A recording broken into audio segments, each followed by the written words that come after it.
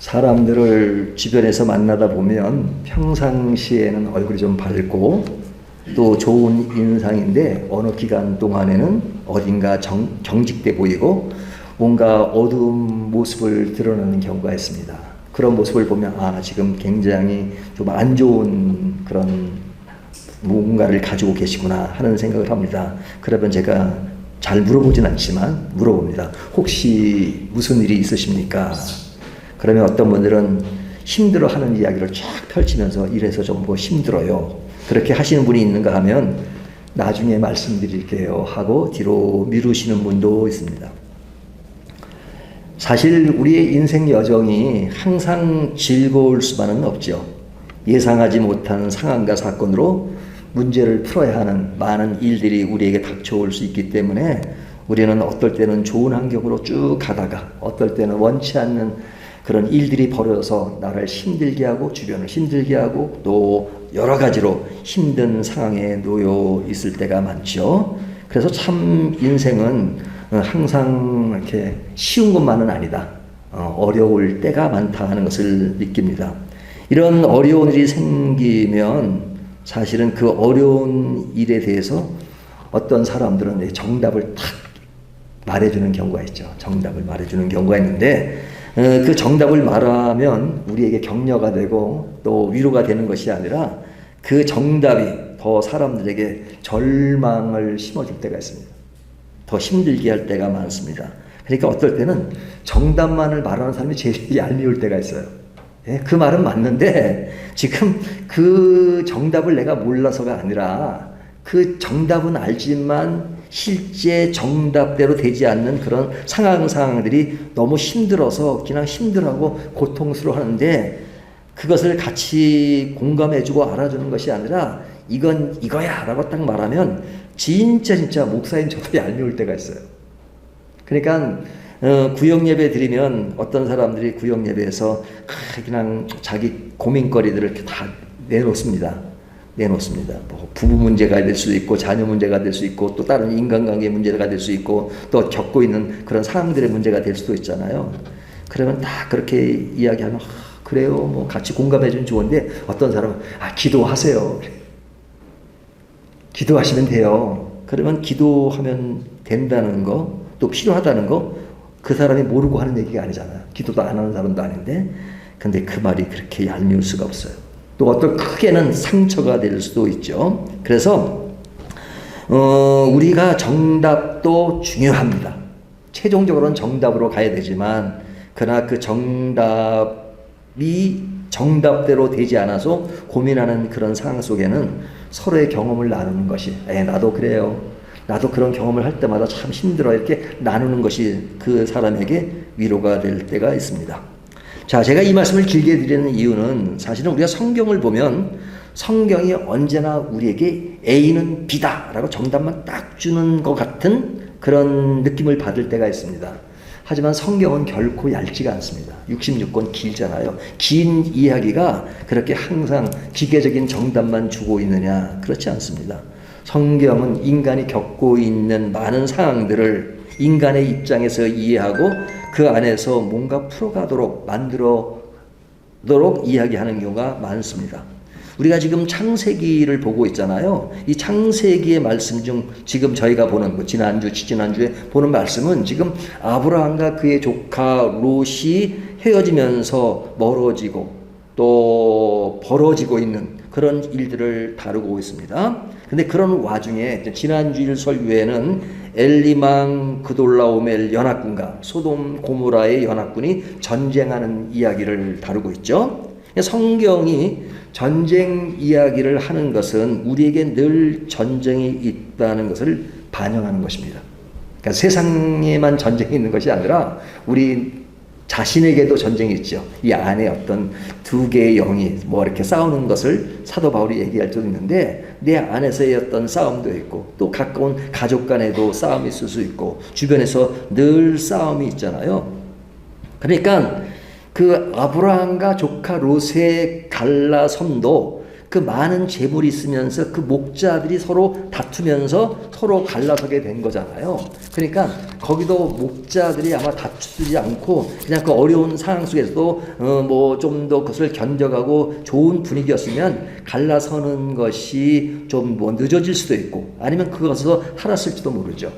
하지만 그들이 갈라서게 된 동기는 뭐냐면 그 목자들이 그냥 만나면 싸우니까 그 싸움의 문제 때문에 갈라서게 되잖아요. 그러니까 이 갈라섬의 문제는 어떤 전쟁 속에서 이루어진 것입니다.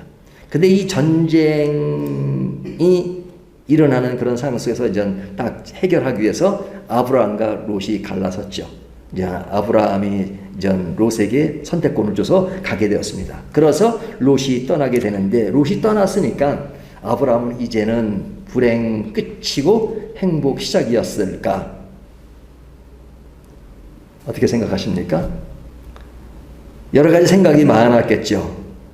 조카에게 배려와 양보가 있었지만 인간이 가지는 아쉬움 또는 연민 이런 것도 있었을 것입니다. 그래서 아브라함이 제단을 쌓았다 하는 것은 어떤 신앙의 좋은 모습을 보이지만 그렇다고 해서 조카와의 모든 진상이 다 사라진 것은 아닙니다. 제단을 쌓았으니까 이제는 그냥 예전에 있었던 것이 다 없어지고 다 사라지고 이제 생각도 없고 좋은 것만 있다. 그렇게 생각할 수 있을까요? 우리가 늘 기도하고 예배드리고 하나님을 최고로 인식하고 살지만 그렇게 기도할 때 예배할 때는 하나님이 인식되지만 또 기도가 끝나고 나면 아직까지 풀리지 않는 그런 상황 사건들에 대해서 여전히 나를 힘들게 하고 또 생각나게 하고 그것은 또 정답은 알지만 정답대로 안 돼서 마음에 번민이 되고 하는 뭐 그런 것이 있을 수 있잖아요. 그러니까 성경은 아주 구체적으로 표현하고 있지 않지만 지금 그의 조카 롯과 헤어진 이후에도 어느 기간 동안 아브라함의 얼굴에는 경직되고 어두운 시간이 있었을 것입니다. 자, 이런 배경으로 지금 오늘 본문이 시작되는데요. 오늘 본문은 아브라함이 그의 조카 롯의 가족이 전쟁 중에 잡혀간 소식을 듣는 것으로 시작합니다. 13절을 보면요. 13절 도망한 자가 와서 히브리 사람 아브라함에게 알리니 그때 아브라함이 아모리 족속 마브레의 상수리 숲을 근처에 거주하였더라. 마브레는 에스골의 형제요 또 아넬의 형제라. 이들은 아브라함과 동맹한 사람들이라. 아브라함이 그의 조카가 사로잡혔음을 듣고 그러죠. 자, 그의 조카 롯이 소돔에 있었는데 이제 그가 지난주에 전쟁 이야기가 났잖아요. 그 전쟁에서 이제 잡혀간 겁니다. 그러니까 잡혀간 이야기를 아브라함이 들은 것입니다. 이 소식을 들었을 때 아브라함의 마음은 어떠했을까요? 이 녀석이 욕심을 부리고 배은망덕하더니 그래 싸다 싸 그랬을까요? 아니면 자기 선택한 곳으로 갔으면 잘 먹고 잘 살아야지 이게 웬일이야. 네가 좋아서 그 땅으로 갔으면 잘 돼야지 이게 뭐람 잡혀가다니 그랬을까요? 모르죠. 성경이 그것에 대해서 이야기를 하지 않으니까요. 하지만 이런 이야기가 표현되지 않았다고 해서 그 속에 느끼는 인간의 감정이나 이런 것들이 없는 것은 아니죠. 아브라함의 어떤 감정 이런 것이 묘사되지 않았을 뿐이지 사실은 인간이 가지는 그런 감정이라는 것은 아브라함이나 우리나 똑같지 않겠어요? 아브라함도 우리와 같은 인간이며 같은 성정을 가지고 있기 때문에 그도 그런 감정이 있었을 것입니다. 우리가 믿음의 조상이라는 큰 타이틀이 붙으니까 그는 특별한 사람이고 딴 나라 사람인 것처럼 생각될 수 있지만 아마도 그의 마음속에는 복합적인 마음과 감정이 있었을 것입니다. 조카 롯이 붙잡혀갔다는 그런 것에 대해서. 그러나 감정은 여러 복합적인 느낌으로 다가올 수 있지만 지금 벌어진 일은 감정을 떠나서 어떤 상황, 사건들이 벌어진 것입니다. 지금 그의 조카 롯이 잡혀간 것이요. 그러니까 잡혀갔으면 감정을 떠나서 그 문제를 해결해야 되잖아요. 그러니까 이게 참 아이러니해요. 우리가 어떤 인간관계에 있어서 그 사람이 했던 그 일들을 얄미워서 돕고 싶은 마음이 전혀 없을 때가 있어요. 하지만 도와야만 되는 그래서 돕는 행동을 하지만 그러나 감정으로는 편하지 않을 때도 있고 뭐 이런 감정이 누구에게나 다 있는 것이잖아요. 그러니까 아브라함도 지금 롯과의 관계 속에서 그가 이제 잡혀갔어요. 근데 이 잡혀가는 어떤 그런 목표성에 관계되는 이야기가 아니라 시급성에 관계되는 이야기입니다. 이것은 지금 잡혀갔어요. 이건 뭐 다른 생각하고 어떻게든지 구해야 된다는 그런 생각을 먼저 했겠죠. 그러나 뭐 그런 행동을 요구하는 그런 상황에 놓였기 때문에 그의 감정이 없는 것은 아니겠지만 그러나 그것이 시급한 문제이기 때문에 그 문제를 해결하기 위해서 나설 수밖에 없는 그런 입장에 있었습니다. 근데 이 일이 사실은 구하려고 해도 그렇게 가벼운 문제가 아니었습니다. 왜? 이게 나라와 나라 사이에 벌어진 일이잖아요. 그러니까 이게 지금 이제 끌려갔는데 누구에게 끌려갔냐면 우리가 앞에 나와 있는 것처럼 이제 아주 굉장히 큰 그래도 좀 힘을 가지고 있는 그 사람이 연합군을 형성해 가지고 그냥 거기에 지방적인 그 지역들을 완전히 점령하고 그리고 이제 소돔까지 오는 그런 이야기를 전에 하고 있잖아요. 그 이야기는 그 사람들이 힘이 있었다는 겁니다. 그달라 오메라는 그런 왕이 힘이 있어서 힘을 가지고 지금 그 힘을 가지고 소돔과 고모라를 치고 그리고 롯을 잡아간 것입니다. 그러니까 결코 가벼운 상대가 아니잖아요. 아니 가벼운 상대가 아닌 게 아니라 너무 큰 상대잖아요. 이 큰 상대를 지금 바라보면서 그에게 끌려간 조카 롯을 구해야 되는 상황이었습니다. 그러니까 결코 이게 살려야 되겠다는 의지가 있을지라도 이것을 살릴 수 있을까라는 어떤 그런 여러 가지 생각이 들었겠죠. 그렇다면 아브라함에게는 그 전에도 위기가 있었는데 그 위기 안에서 또 다른 위기가 온 것입니다. 요즘 말로 말하면 참 바람잘 날이 없네 라고 말할 정도로 지금 앞에 큰 위기가 있었는데 이게 또 큰 위기가 온 것입니다. 이 녀석이 말이야 거기 갔으면 잘 살아야지 또 문제를 만들어 가지고 이 문제를 내가 해결하도록 만들어야 되는 어떤 그런 생각을 했을 것입니다. 하여튼 그런 문제가 생겼어요. 근데 이제 이 문제의 내용으로 들어가면 굉장히 복잡한 마음과 복잡한 또 과정 이런 것들이 있었지 않았겠습니까? 그런데 이제 결론적으로 말하면 결과적으로는 16절은 이렇게 말합니다. 16절을 보시면 모든 빼앗겼던 재물과 자기의 조카 롯과 그의 재물과 또 부녀와 친척을 다 찾아왔더라. 이 문제가 다 해결된 거죠. 그러니까 붙잡혀갔던 롯을 찾아왔고 가족들도 다 찾아왔고 그리고 그가 뺏겼던 그 재물까지도 다 찾아온 것이 결론입니다. 그러니까 13절에 문제가 시작된 거잖아요. 도망하던 자가 와서 알려주면서 문제가 시작됐는데 그 문제가 해결된 것이 이제 16절로 딱 정리가 되는 겁니다. 그러니까 이게 13절에서 16절까지 절수가 몇 절이에요? 저희가 지금 한 목소리 읽을 정도로 그렇게 길지 않으니까 제가 만약에 20절, 30절 되면 우리 한 목소리 같이 읽자는 말을 안 했겠죠. 근데 너무 짧은 4절이지만 그 4절 안에는 너무나도 많은 사연들이 들어있었을 것입니다. 하지만 본문은 그런 것들을 다 언급하지 않고 그런 문제가 발생했는데 이런 그 과정 속에서 이것이 다 해결되고 문제가 잘 정리되었다라고 이야기하는 겁니다. 정리가 되었다. 그러니까 우리가 이런 성경을 읽을 때마다 그냥 너무 쉽게 뭐 정리가 됐구나 가볍게 지나갈 수 있죠. 하지만 그 속에 숨어있는 이야기들은 엄청 많겠죠. 그 숨어있는 얘기들을 하나하나 다 얘기한다면 뭐 몇 권의 책으로서도 부족할 정도로 많은 사연이 있었을 것입니다. 자, 이 상대방은 힘이 강한 연합군이에요. 연합군. 한 나라도 아니고 연합군입니다. 근데 조카 롯을 데리고 간 것이 어디냐? 여기 오면 어디라는 것을 말하죠. 어디로 데려갔습니까? 단으로 데려갔죠. 단. 그러니까 그가 이제 끌려갔는데 이제 북쪽, 그러니까 이스라엘 제일 끝 우쪽에 있는 단으로 끌려간 것입니다. 그러니까 그 연합군은 이 동편에 있는 이쪽으로 이제 동편에 보면 뭐 지금으로 말하면 예전에 바벨론, 그런 이쪽 지역에 있는 사람들이잖아요. 이쪽으로 와가지고 그냥 동쪽에서 이렇게 북쪽으로 온 사람들입니다. 그러면 이쪽으로 이제 그들이 이제 롯을 잡아서 북쪽으로 간 겁니다. 단까지 간 겁니다. 그러면 아브라함이 있는 헤브론서부터 단까지는 사실은 굉장히 먼 거리예요.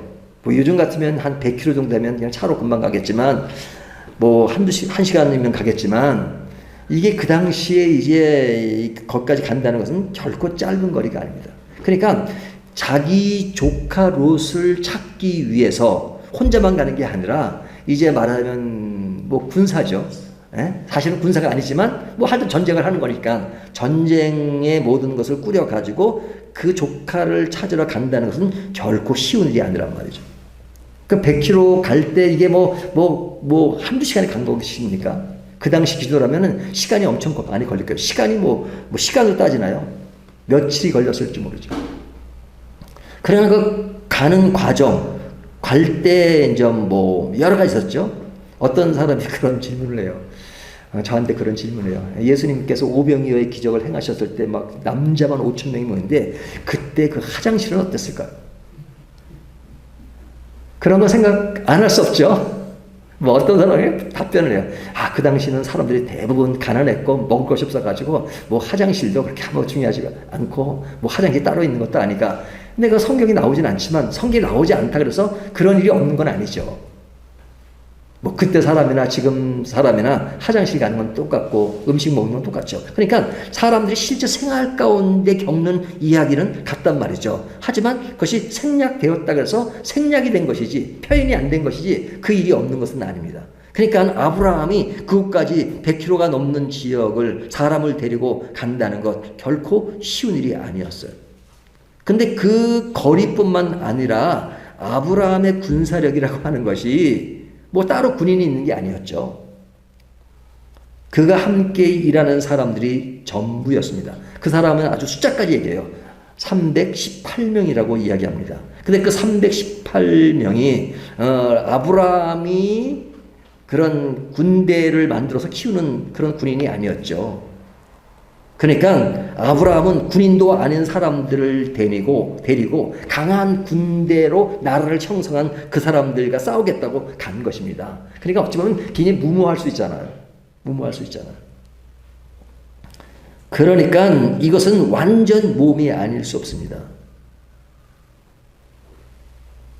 하지만 결과는 이 어려운 위기를 기회로 만들었다는 것이 오늘 본문의 내용이에요. 자, 그러니까 이것이 뭐 이렇게 뜯어보면 뭐 지금 몇 가지만 얘기했지만 그 안에 뭐 우리가 설명되지 않은 많은 것들이 굉장히 이게 쉬운 일이 아니고 이것은 뭐 데려온다는 것은 거의 불가능해 보입니다. 하지만 어떻든 간에 결과는 데리고 왔습니다. 그렇다면 우리가 생각해 볼 것이 있죠. 이 위기를 기회로 만든 요인이 무엇일까? 이제 그것이 오늘 본문이 우리들에게 주는 메시지의 포인트라고 말할 수 있죠. 이 위기를 기회로 만들었어요. 가능성이 없어 보이는 것이 가능성이 있어서 문제가 해결이 되었어요. 그렇다면 이 문제가 해결된 요인이 무엇일까? 그 요인을 우리가 다 알 수는 없어요. 그냥 정답만 얘기한다면 하나님이 해주셨다. 그것은 정답이에요. 하나님이 해주셨다. 근데 하나님이 해주셨다는 말을 하면 성경 66권이 그렇게 길 필요가 없어요. 66권 있을 필요도 없어요. 딱 몇 마디로 성경은 다 뭐든지 얘기를 하면 하나님이 다 해주신다. 그럼 그 말은 틀린 말인가요? 아니죠. 맞는 말. 정답이에요. 최고의 정답이에요. 근데 그거 가지고 우리가 양이 안 차는 이유가 뭐예요? 우리는 그걸 몰라서가 아니라 그 과정 속에서 이루어지는 그 일들이 우리에게는 너무 쉽지 않아요. 다 이해되지도 않아요. 그렇기 때문에 과정 속에서 일어나는 일들을 우리는 생각을 해야 돼요. 그리고 하나님이 그 과정이 중요한 줄 아시기 때문에 하나님이 늘 하나님이 해준다 하는 그 말만 하시는 것이 아니라 그 과정 속에서 이루어지는 그 하나하나 이야기를 사람들 흐름 속에서 이야기해 주신다고 계신 것이죠. 그래서 오늘 본문에는 하나님이라는 단어가 나오지도 않아요.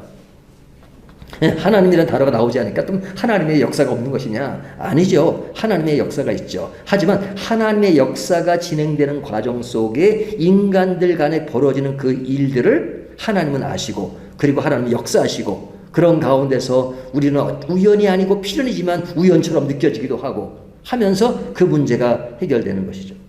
자, 그렇다면 이 위기가 기회로 만든 요인, 아주 절대적인 정답 말고 그 상황 속에서 이루어진 그 일들이 뭐냐, 그것을 조금 우리가 본문에서 살필 수 있는 정도로 이해를 해본다면 아브라함에 대한 인지도가 높다는 것입니다.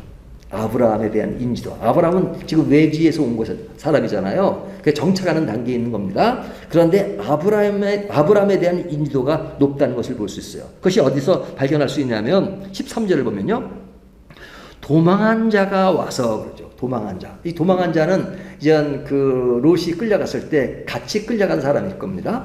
끌려갔는 사람인데 어떻게 이 사람이 어떻게 탈출을 했는지 모르지만 하여튼 그 도망한 자가 이제 온 거예요. 그러니까 그곳에서 어떻게 와서 히브리 사람 아브라함에게 알리니 그때 아브라함이 아모리 족속 마브레 상수리 숲을 근처에 거주하였더라. 이렇게 나오죠. 자, 그러면 이 사람이 아브라함을 알았으니까 찾아왔을 거 아닙니까?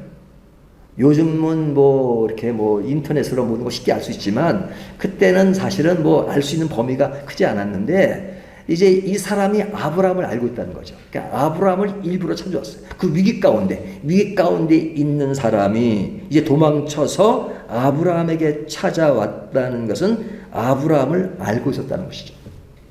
아브라함을 알고 있었다. 그러니까 아브라함을 그냥 개인적으로 몇 사람의 얘기를 들어서 아는 것이 아니라 그때 그 사람들이 아브라함이라는 사람이 어떠한 인물이라는 것을 알 정도의 그런 아브라함의 그런 인지도가 있었다는 것이죠. 그리고 그 아브라함과 롯에 일어난 그런 사건도 알고 있었다고 볼 수 있죠. 그러니까 그 아브라함과 롯의 관계를 알았고 그가 있는 곳까지도 알았어요. 그가 어디 있다. 그러니까 있는 것을 아는 것은 그만큼 사람들에게 알려진 것이죠.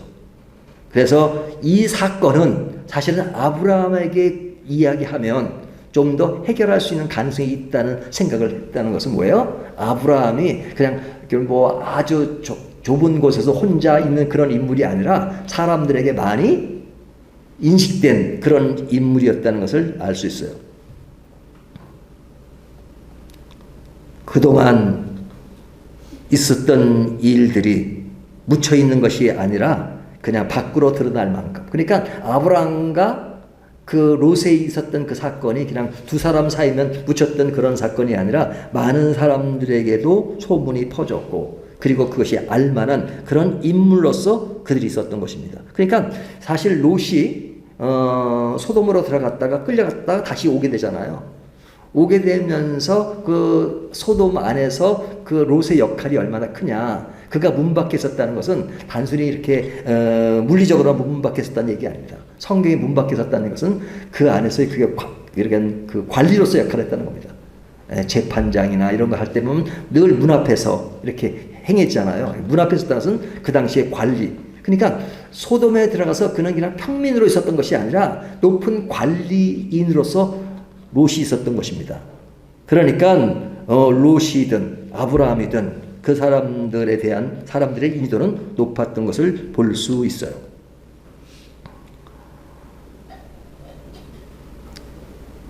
근데 그것뿐 아니라 뭐가 있었느냐. 13절을 다시 읽어보죠. 13절 이어서 읽어보면 여기 보면 거주하였더라. 그리고 마브레는 에스골의 형제요 또 아넬의 형제라. 이들은 아브라함과 동맹한 사람들이더라.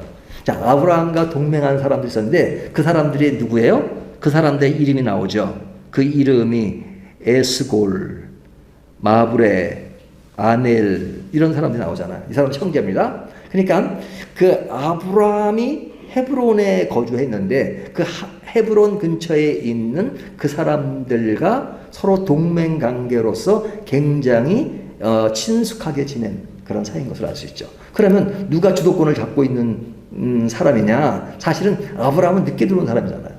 그 사람들이 거주해 있던 사람들이고. 그런데 그들이 아브라함을 결코 약하게 보거나 그러지 않고 서로 동맹을 맺고 서로가 도와야 된다는 그런 의식을 가지고 있었으니까 아브라함의 위치는 결코 작은 위치가 아니었습니다. 작은 위치가 아니었을 뿐 아니라 비록 이들의 있고 또 아브라함이 혼자 길을 갈 수 있는 그런 상의를 할지라도 그들의 도움이 없으면 아브라함은 혼자 할 수 없는 일인데 그래도 주변에 그를 알아주는 사람이 있고 동맹을 같이 맺은 그 사람이 있다는 것이 아브라함에게는 큰 도움이 되는 것이죠.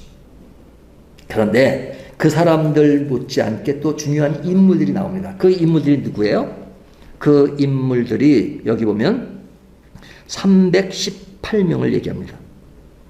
여기 14절 아브라함이 그의 조카가 사로잡혔음을 듣고 집에서 길리고 훈련된 자 318명을 거느리고 단까지 쫓아가서 그러죠. 그러니까 이 318명은 아브라함 집에서 길리고 훈련된 자라고 말하죠.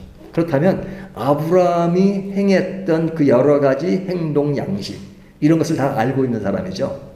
그러면 아브라함이 행했던 행동이 뭡니까? 제단을 쌓기도 하고 하나님을 늘 부르기도 하고 하나님의 이름을 그러니까 하나님의 이름을 부르고 제단을 쌓은 그런 것에 같이 동조하고 같은 입장을 취하고 거기에 의해서 그런 신앙 훈련도 받고 그리고 그들에게 길려진 그들뿐 아니라 그들 자녀까지도 다 아브라함 밑에서 그런 신앙적인 훈련을 받은 그런 사람들이잖아요. 그래 그런 사람이 있었다는 겁니다. 그러면 이 사람들은 뭐 하는 사람들이냐? 군인은 아닐 겁니다.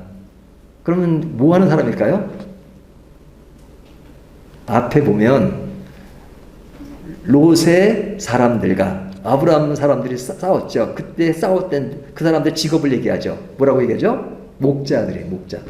그러니까 양을 치고 동물을 이렇게 가꾸는 기르는 그런 사람이니까 여기 318명은 대부분 목자일 가능성이 많습니다. 그러니까 이 사람들이 칼을 다루고 하는 군인이 아니고 다 목자예요. 하지만 목자로서 아브라함이 가진 재산들을 잘 관리하고 그러면서도 아브라함의 신앙과 그런 훈련을 받으면서 아주 그런 좋은 모델 앞에서 생활을 잘했던 그런 사람들입니다. 그 사람들이 아브라함에 의해서 훈련도 받을 뿐 아니라 또 그들이 아브라함을 돕기도 하는 것이죠. 그러니까 이런 사람들이 지금 있는 겁니다. 근데 이 사람들이 아브라함이 그의 조카 롯을 구하자고 갔을 때 그들은 그의 명령을 따라서 그냥 따라갔을 것입니다. 따라갔는데 그 사람들이 그냥 가기는 쉽지만 억지로 따라간 것이 아니라 그들이 그곳에서 행했던 일들을 보면 굉장히 어떤 그 작전을 잘 짜고 행했던 것을 볼 수 있어요. 15절 그와 그의 가신들이 나누어 밤에 그들을 쳐부수고 그러죠. 여기 중요한 단어가 나뉘어. 그러니까 나뉘었다는 것은 딱 작전을 세우고 너는 여기 저기 이렇게 작전자 서로 딱 이렇게 어떤 그 작전에 의해서 서로가 역할 분담을 하고 그래서 그 전쟁에서는 정면으로 돌파하면 어려우니까 밤을 택해서 습격을 한 거죠. 그래서 그의 가신들이 이 가신들이라고 하는 것은 그런 어떤 그 아브라함을 굉장히 협조하고 따르고 했던 사람들입니다. 그래서 오늘 본문에 나오는 그 아브라함 주변의 인물들에 대해서 상당히 긍정적이에요. 여긴 가신들 그렇게 말하고 앞에 나라는 동맹국, 동맹, 가신 그리고 앞에 있는 사람은 도망한 자는 그런 표현은 되어 있지 않지만 아브라함을 좋게 생각하고 그리고 왔던 사람이죠. 그러니까 여기에 나오는 사람들은 한결같이 아브라함을 돕고 아브라함을 위하고 그리고 아브라함과 함께 했던 사람들입니다. 자, 그렇다면 이 본문을 정리한다면 어떤 것이 되겠어요? 아브라함이 이런 그 큰 전쟁 결코 이길 수 없는 그런 것이었지만 그 어려운 중에서도 거기에 같이 협력하고 생사고락을 같이 할 수 있는 그런 인물들이 있었기 때문에 그 일을 성공적으로 이루는데 그들이 기여한 것이죠. 그러니까 그의 동역자들이 희생적으로 도운 것입니다. 근데 도운 것은 그냥 도왔겠어요? 그의 신앙과 신뢰와 배려와 헌신 등이 늘 보여줬던 아브라함을 바라보았고 그런 관계 속에서 협력을 통해서 그 어려움을 극복했던 이야기를 오늘 본문이 하는 것입니다. 그를 평상시에 알고 있었던 소식을 들었던 도망자가 있었고 아브라함이 살고 있는 지역을 원만하게 할 수 있던 동맹국들이 있었고 그들이 그 위기를 기회로 바꾸는 318명의 협력자, 동역자가 있었기 때문에 이 일들을 원만히 행할 수 있고 그 일들을 성경은 간단하게 이것은 다 이루었다라고 이야기하는 겁니다.